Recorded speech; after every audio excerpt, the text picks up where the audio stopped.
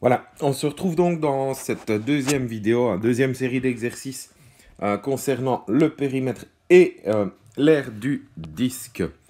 Voilà, donc si je peux commencer, hein, je pense que les premières questions... attends, je viens de zapper l'info. Voilà, voici un disque passant en bleu le périmètre, en rouge le diamètre. Franchement, pour moi, ça doit être accessible, ce n'est pas difficile. C'est vraiment une question théorique. Tout comme la question 2 et 3. 2, ben donc c'est barre les moins correctes. La longueur du rayon d'un disque vaut le double ou la moitié de celle de son diamètre. Le périmètre d'un disque vaut à peu près le triple ou le tiers de la longueur de son diamètre. Le rapport constant vaut 2,7, 3 ou 3,14. Donc on est vraiment là dans de la théorie pure et dure. Donc ce sont des éléments que tu dois impérativement connaître, que tu dois maîtriser. D'accord. Et puis on te parle des formules à connaître. Quelle est la formule du périmètre? Quelle est la formule pour obtenir le rayon? Quelle est la formule pour obtenir le diamètre? Voilà. Des tableaux à compléter. Exercice 4. On travaille bien sur le périmètre à partir du diamètre. Exercice 5. On calcule le périmètre à partir non plus du diamètre mais du rayon. Donc tu vas sans doute devoir réfléchir un peu plus. Alors, ici, tu vois, il y a une petite faute dans l'exercice. On te dit calcule le diamètre des disques dont on te donne le périmètre. Bien évidemment, ce n'est pas périmètre ici, d'accord? Mais c'est bien le diamètre. Ok? Donc, attention à cette petite erreur. Hop, on va voir plus loin. Alors, résous. La grande aiguille de l'horloge mesure 13,5 cm. Donc tu sais que cette aiguille, que je repasse ici en rouge, fait 13,5 cm. Quand tu sais, la grande aiguille, je te rappelle, elle représente les minutes. Donc elle va se décaler 60 fois avant de retrouver sa position initiale.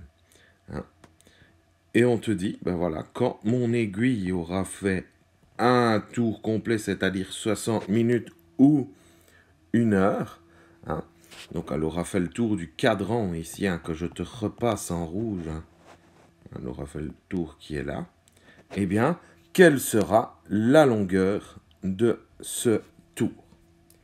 Voilà, je ne t'en dis pas plus, je t'ai juste mis sous forme de dessin le problème. Question 8, question assez basique, donc trace un cercle de 2,5 cm de rayon et calcule son aire. On est vraiment dans de l'application basique de la théorie. Niveau de l'exercice 9, calcule l'aire de la mare et de la table. Alors, donc ici, tu as donc une information qui est là. À toi de savoir si elle t'aide pour calculer l'air ou pas. Je ne sais plus exactement la formule d'air du disque, mais toi, tu dois la connaître par contre. Et ici, la table de la cuisine, on sait que ceci, d'accord, vaut 80 cm. Donc, réfléchis à est-ce qu'on te donne le diamètre, est-ce qu'on te donne le rayon, de quoi as-tu besoin pour réaliser la formule d'air. Donc, c'est un petit peu plus complexe, il faut réfléchir. C'est-à-dire, il y a une étape de réflexion en plus à fournir que par rapport à l'exercice 8. Ça va? Alors, passons au 10. L'air de la couronne.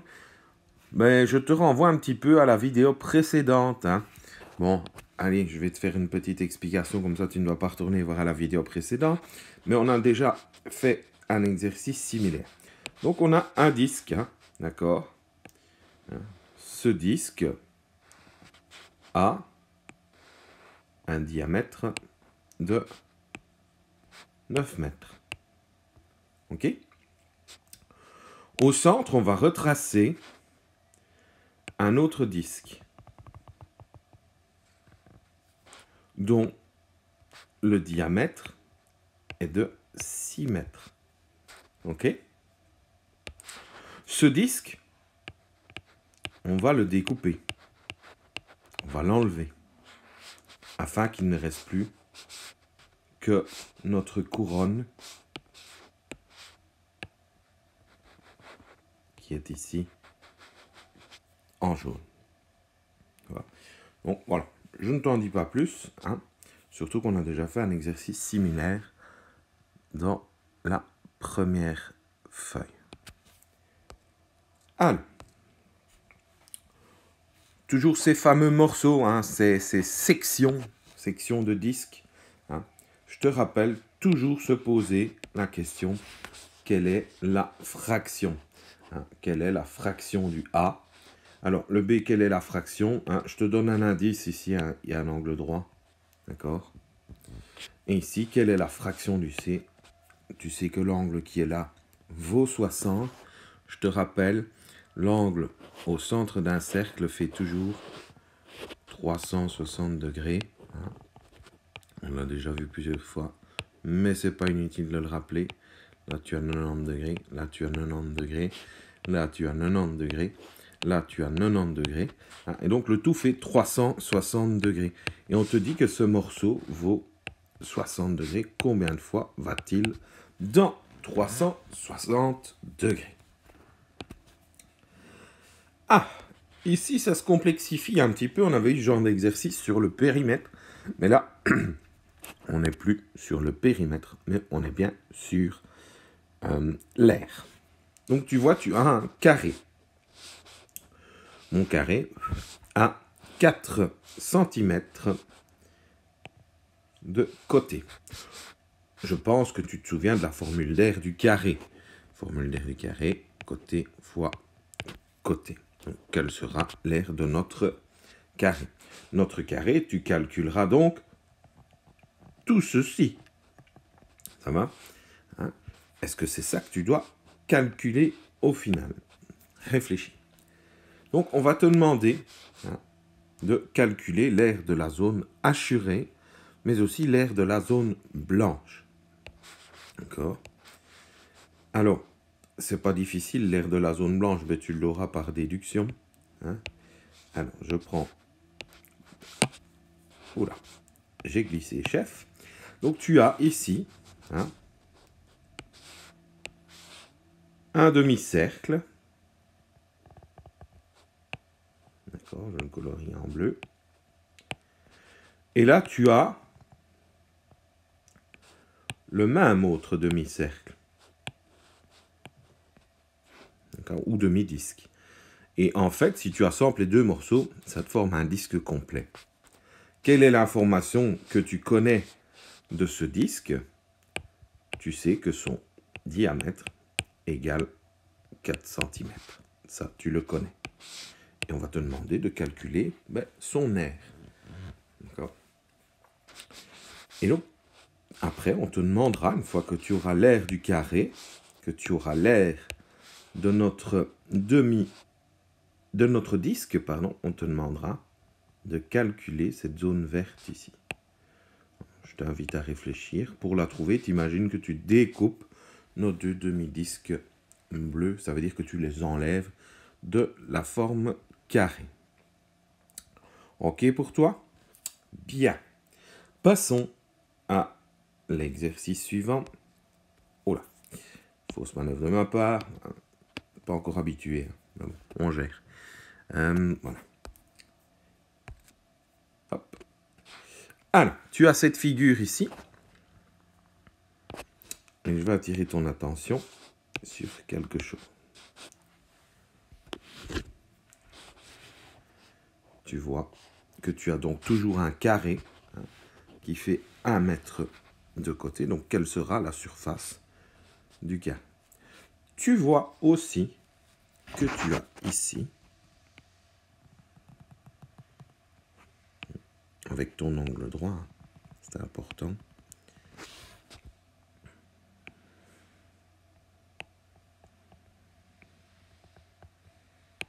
voilà.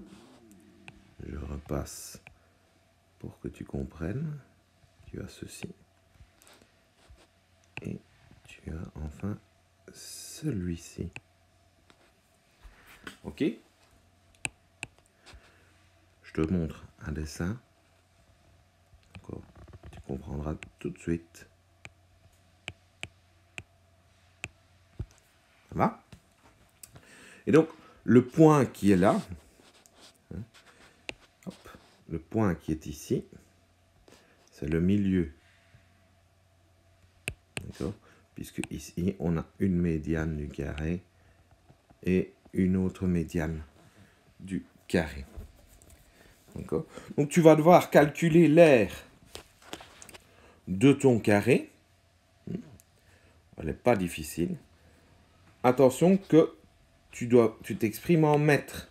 Ok? Et cette dimension ici, hein, devra également s'exprimer en mètres. Ok? Et donc, une fois que tu auras trouvé l'aire des zones rouges assemblées, hein, si tu regardes tes zones rouges, ça te donne ça, eh bien, tu auras l'aire de ton carré et l'aire des zones rouges. Il ne te restera plus qu'à trouver l'aire de la zone hachurée. Voilà. Alors, comment vas-tu faire? Ben, même chose, t'imagines que tu découpes, hein, ces morceaux-ci, que tu les enlèves de ta figure de départ pour trouver la solution. Voilà. Alors, passons maintenant sur le problème 13. Voilà une piscine de marque Lolita. Et elle peut accueillir 6 adultes. Voilà, tu as une fiche technique. On te dit le diamètre. On te dit la profondeur au bord. La profondeur au centre. Donc, il y a des informations dont tu n'auras pas besoin dans ce problème. On te demande sur quelle surface tu peux nager. Alors, je te donne un exemple. J'ai ma piscine qui est ici. Voilà. Hop. Voilà. Ça, c'est l'information que l'on connaît.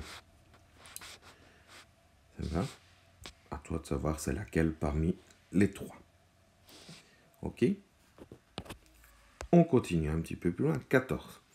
Un paratonnerre. Donc, un paratonnerre, c'est pour parer le tonnerre, c'est-à-dire c'est un élément qui va empêcher la foudre de s'abattre dans une certaine zone.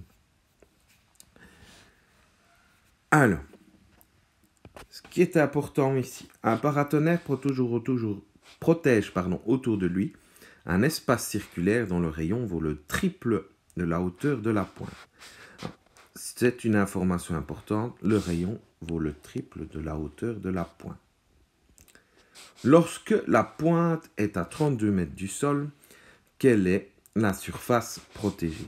Je sais que ma pointe mesure 32 mètres. D'accord? À toi de mettre en relation les deux informations. La pointe est à 32 mètres du sol et le rayon vaut le triple de la hauteur de la pointe. D'accord? Ça, c'est deux informations que tu dois mettre en relation. Donc, je te dessine, je t'illustre un petit peu le problème. Donc, tu imagines que tu as un avion, tu as la pointe de ton paratonnerre qui est là, et il va protéger une zone circulaire autour de lui. D'accord? Et donc, toi, ce que tu vas devoir calculer, c'est le rayon. Première chose, mais on te dit, le rayon vaut le triple de la hauteur de la pointe. Et la pointe, ici, dans le cas présent, vaut 32 mètres. Hein? Et une fois que tu as le rayon, on va te demander quelle est la zone, c'est-à-dire celle qui est en bleu, que le paratonnerre protège, tout simplement. Ça va? Bien, passons au problème suivant, problème 15. On a une nappe, hein, une table, pardon, et je pense, si mes souvenirs sont bons, ah non, c'est pas pour la nappe ici. Ah ben si, c'est après la nappe. On te demande de calculer l'aire de la table de jardin. Hein. On te donne la table de jardin au départ. Hein. Donc voici la table de jardin de départ. Je sais que ceci mesure 1,20 mètres. D'accord? Donc est-ce que c'est le diamètre ou est-ce que c'est le rayon? Ça, je n'en sais rien. Ok? Alors ici, notre table, on lui a mis une allonge. D'accord? si tu regardes ici, les deux morceaux que je vais repasser en rouge, que je vais aussi colorier en rouge, hop, voilà, je te les colorie en rouge. En fait, c'est ma table de départ. Sauf qu'on a écarté les deux morceaux pour pouvoir en mettre un autre. Et tu vois qu'au milieu, je te rappelle juste cette info qui est essentielle, c'est que la distance d'ici à là, elle est de 1,20 m. C'est important. Et puis on est venu rajouter ici au milieu en bleu, hop, un rectangle. Donc tu vois, on est venu rajouter ici un rectangle dont la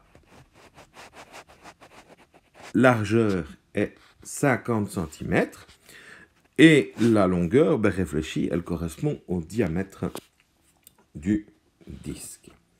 Ça va? Et donc, une fois que tu as calculé l'aire des deux tables, hop là, pardon, une question se pose. Quelle nappe choisira-t-on pour la grande table? Coche la bonne réponse. OK? Attention, attention, attention. J'attire ton attention. Ici, on s'exprime en centimètres. Donc, si on veut être cohérent, eh bien, il faut tout convertir dans une même unité de mesure. Ah, j'ai une pelouse. Je reviens. J'ai une pelouse, voilà, en vert. Je sais qu'on est toujours dans le même style d'exercice. On se travaillait précédemment. J'ai une pelouse. Je sais qu'elle est carrée, cette pelouse. Et donc, le côté du carré fait 8 mètres. Donc, à partir de là, tu pourras calculer la surface totale du terrain. Ça va? Mais, ce qu'on te dit, c'est que ici, en bleu, il n'y a pas de pelouse.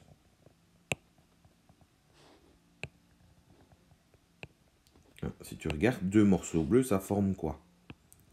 Et 4 morceaux bleus, ça va former quoi? Et donc, on sait que ça vaut 4 mètres. Est-ce le diamètre, est-ce le rayon? Ça, j'en sais rien, c'est à toi de réfléchir. On sait que ça vaut 4 mètres. Donc, les morceaux bleus, tu vas devoir les enlever, puisque ce n'est pas de la pelouse. Enfin, dernier exercice, toujours dans le même style. Hop, je vais les mettre. Tu as un carré. D'accord? Et le carré, ici en rouge, il a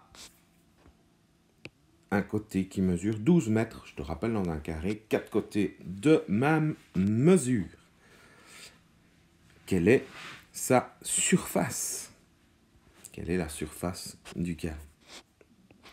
Et puis, tu vas devoir enlever ces 4 morceaux en bleu qui ne sont pas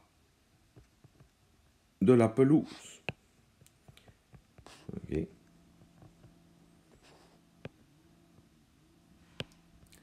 Mais, pour ces carrés, pour ces parties où il n'y a pas de pelouse, tu sais que tu as une mesure d'1 mètre. Est-ce le diamètre? Est-ce le rayon? Et je te rappelle, les morceaux bleus sont dans les coins, entre guillemets, du carré. Ils forment les angles droits. Donc si tu regardes, hop, il est possible avec ces 4 morceaux de faire ceci. Voilà. Donc j'espère que cette petite vidéo pourra t'aiguiller, soit dans les exercices si tu ne comprends vraiment pas, ou soit avoir un retour réflexif par rapport à au travail que tu as déjà effectué. Voilà,